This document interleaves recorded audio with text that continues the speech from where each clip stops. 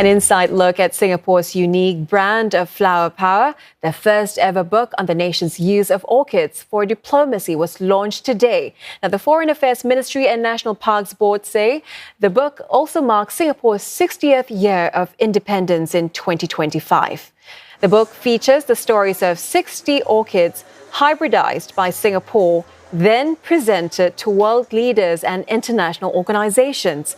It also explains how the orchids are hybridized, and that's a process that can take close to 7 years. Since the diplomatic practice began in 1956, more than 280 orchid hybrids have been presented. The Foreign Affairs Minister says each one in the book represents a milestone in diplomatic relations. As Bak Song wrote in the book, quote, "Through VIP orchids, friendships have been established and deepened across the world," unquote. Singapore's orchid diplomacy therefore celebrates our global friendships that have blossomed over the years and our uniquely Singapore identity. So let us continue to cherish and build these relationships. The orchids are usually also named after the world leader, and this includes former South African President Nelson Mandela, Indian Prime Minister Narendra Modi, and the United States Barack and Michelle Obama. Significant international organizations have also been honored with these so-called VIP orchids. Today, many of these hybrids can be seen in the National Orchid Garden. It's a special example of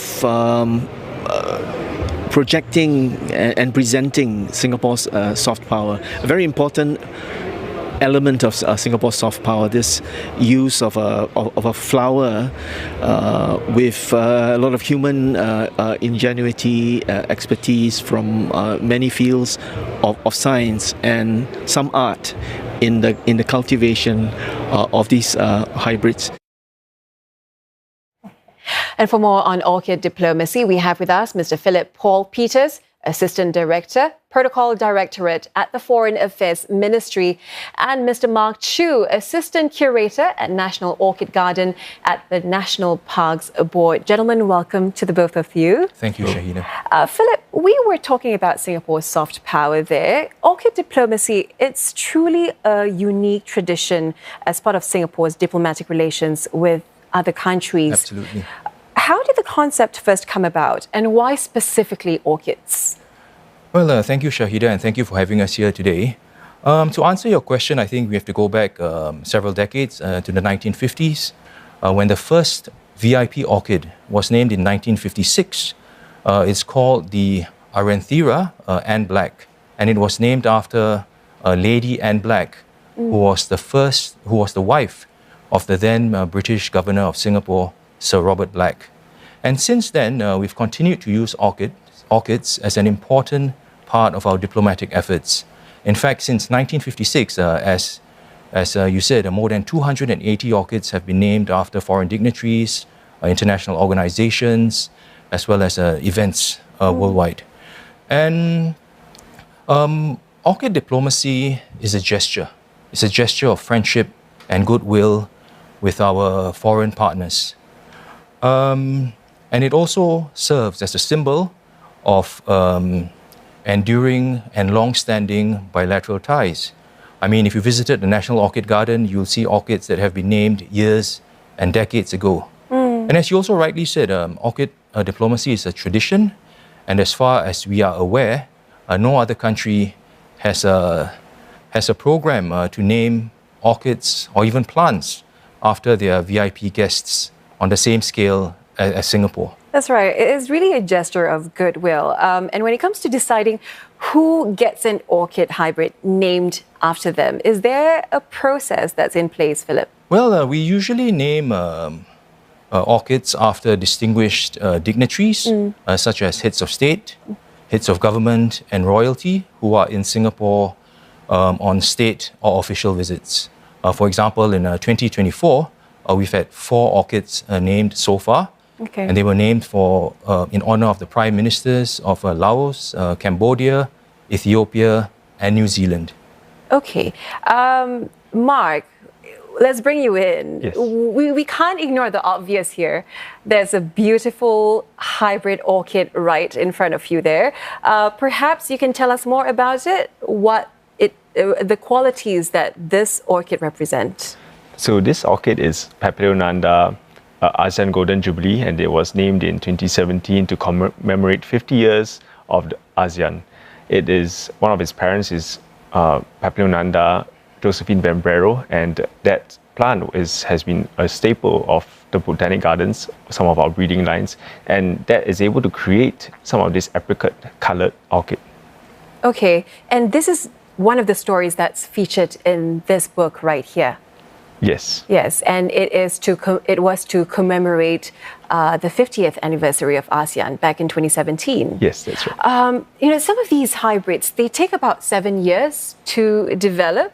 What does it take to cultivate a plant like this? Because I understand not all crosses are successful, and we're looking at factors like infertile parent plants, for example, or even rot in the seed pods. Well, I could give you a rundown of how to make a new orchid hybrid. Yeah. So it starts from taking the pollen from the one plant, and which we will call the father, and we will put it onto the stigmatic surface of another plant, which we will call the mother.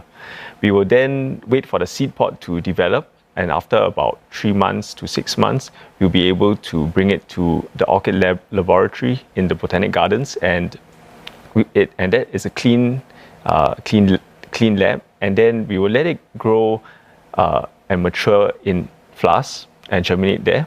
And usually after a few years, once it's grown to a maximum size in the flask, we will bring it back to the orchid garden nursery, which is outdoors, and we will slowly acclimatize the plant to an outdoor environment and put it in what we call a community pot. That's a small pot about this size of many of these small plantlets. I have to ask though, what is the success rate? And for this particular plant, how long did it take to cultivate? A plant of this size probably took about 7 to 8 years. 7 to 8 years. Yes. And what's the success rate of those processes that you were sharing with us earlier?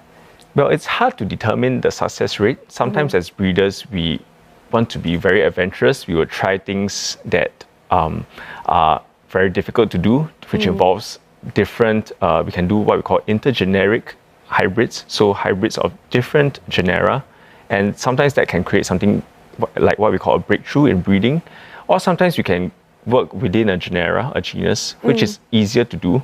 So it really varies, but each breeder in the gardens brings something different to the table.